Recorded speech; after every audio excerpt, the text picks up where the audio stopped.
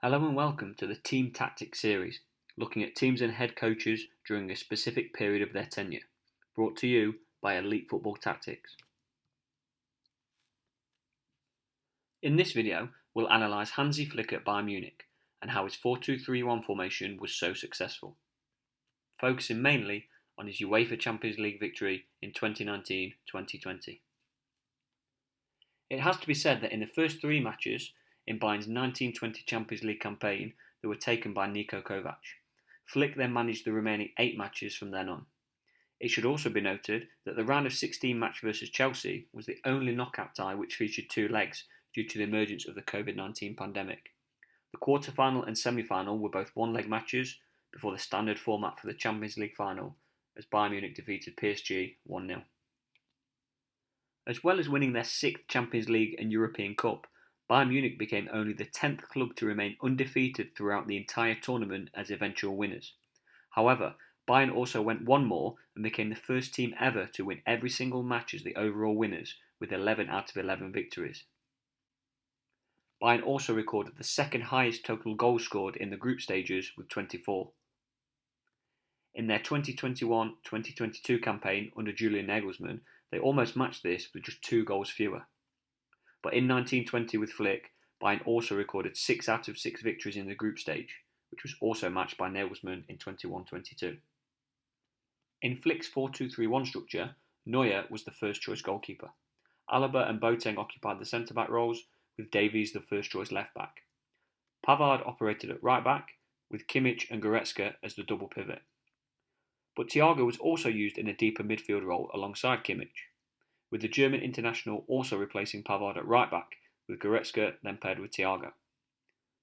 Koeman and Gnabry were the first-choice wingers, with Perisic also operating from the left on occasion.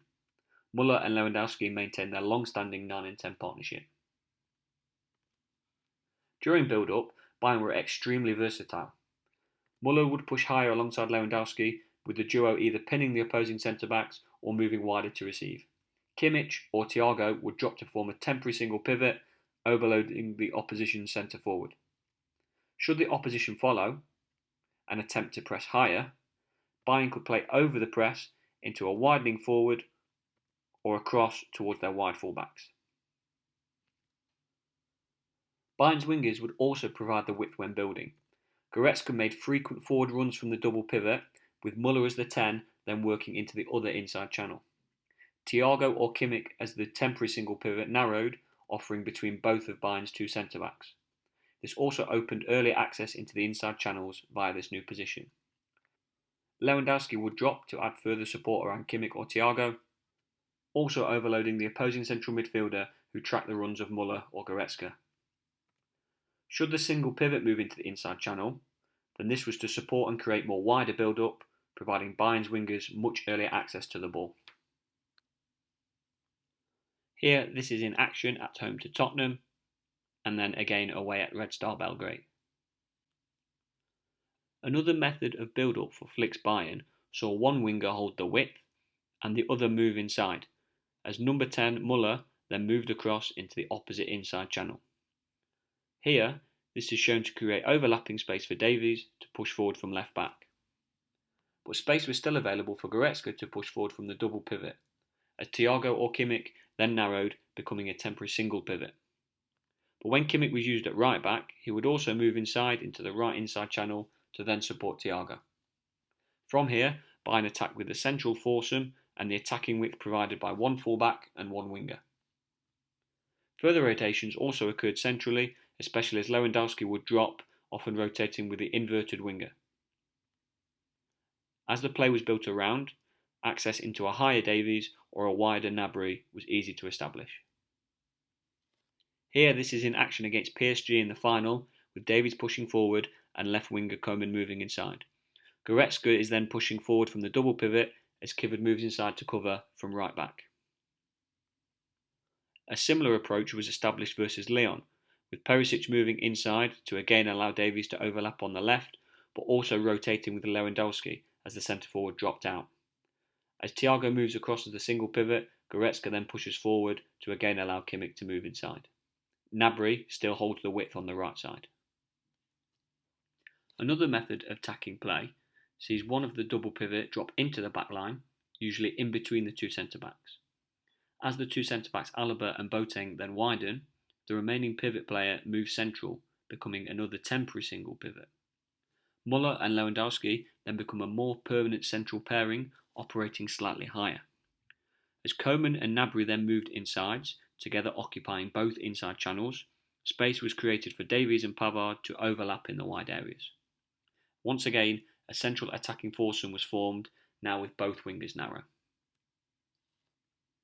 This pattern can be seen here in action away at Chelsea as Kimmich drops in between Alaba and Boateng to form the temporary back three. Thiago holds his position now as the temporary single pivot, with Gnabry and Coburn moving inside from their wide starting positions. Muller and Lewandowski form the centre-forward pairing high up the pitch as Pavard and Davies overlap around the outside, creating the main attacking width. Alternatively, one of the double pivot also dropped on the outside of the two centre-backs, shown here by Thiago. Kimmich then stays as the temporary single pivot as Pavard and Davies push forward from fullback. Coutinho's movements inside as the left winger again creates further space for Davies to push forward. When defending, Muller often instigated the higher press under Flick. As he forced the ball wide, the fullback and winger pairing for Bayern also jumped forward, pushing onto their respective opponent. In central midfield, they would also follow any movements towards the ball, shown here by Goretzka and Kimmich. The winger on the far side would also narrow, allowing the double pivot to push further across the pitch when defending. In the match versus Lyon, Muller can be seen here to instigate the higher press alongside Lewandowski. Kimmich and Tolisso in central midfield man mark as Koeman and Coutinho cover the opposing fullbacks. Another example of Bayern's high pressing under Flick saw Lewandowski as the centre forward drop back and cover the opposing pivot player. Muller as the 10 would then position himself much deeper, as the pivot on that side would then narrow into the centre as Bayern formed a central midfield trio. The closest winger would then press inwards, shown here by Perisic, as the winger on the far side then narrowed into the inside channel. With Lewandowski continuing to screen the opposing pivot, Bayern had a 3 versus 2 central overload in their second line. If needed, Bayern's fullback could also jump forward, adding extra pressure into the wide areas. The closest centre-back would then follow across, with the remainder of the back line narrowing around the opposing centre-forward. This press can be seen here against Barcelona, with wingers Gnabry and Perisic pressing inwards as Lewandowski drops to cover the central pivot. Muller also works back into central midfield, with Davies at left back ready to jump forward, working behind Gnabry's aggressive press. Against Olympiacos, a similar press is used, but now with Muller as the 10, instead jumping forward to press high, along with winger Koeman from the left side. Right winger Gnabry then drops into central midfield, again creating the 3 versus 2 overload, as Pavard at right back readies to push forward and press onto Olympiacos' fullback. Lewandowski as the number 9 once again drops to screen ahead of Olympiacos' single pivot. When defending deeper, both of Bayern's wingers drop back into the second line, with the double pivot also narrowing. Muller and Lewandowski then flattened as the front line pairing, dropping to create a 4-4-2 block. Whenever Bayern's wingers jumped out to individually press, the front line would push across the pitch, helping locking the ball on one side and stopping any backwards passes to reset. As the play was then forced down the touchline, Bayern's fullbacks would also individually jump out, pressing the ball. The rest of the second line would then move across the pitch, covering any spaces back inside. This can be seen at home to Chelsea, with Gnabry and Perisic back in line with the double pivot and Lewandowski and Muller ready to push across as the first line and lock the ball on one side. A key strength of Flick's spell with Bayern was their ability to counter-press, locking the spaces around the ball as Bayern lost possession. This delaying of forward progress also allowed the 2 high fullbacks to recover alongside the 2 centre-backs. When transitioning into attack, any width provided by the wingers acted as a key outlet for Bayern, with the fullbacks, best demonstrated by Kimmich, moving inside to then connect with Muller and Lewandowski. But overall, it was Bayern's impressive counter-pressing abilities which stood out, shown here against Barcelona. The narrow wingers and 9 and 10 pairing of Muller and Lewandowski aggressively hunt after the ball, with Goretzka as the highest of the double pivot screening horizontally across the pitch. This limited Barcelona's forward progress, particularly through the central areas, which also allowed Kimmich and Davies as fullbacks plenty of time to recover inwards and reposition alongside Bayern's two centre-backs. One further record which Flick's Bayern side broke was the total number of away goals they scored in the group stage, 6 higher than Barcelona's previous best records set in 2012 and 2009.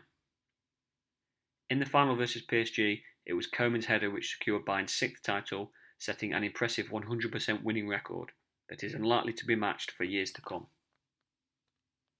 If you enjoyed this video, please feel free to like, comment, subscribe and share, and don't forget to suggest any new ideas for the channel. Please also check out the latest book, titled Football in a Pandemic, looking at the tactics and strategies used in the Premier League through the COVID-19 pandemic.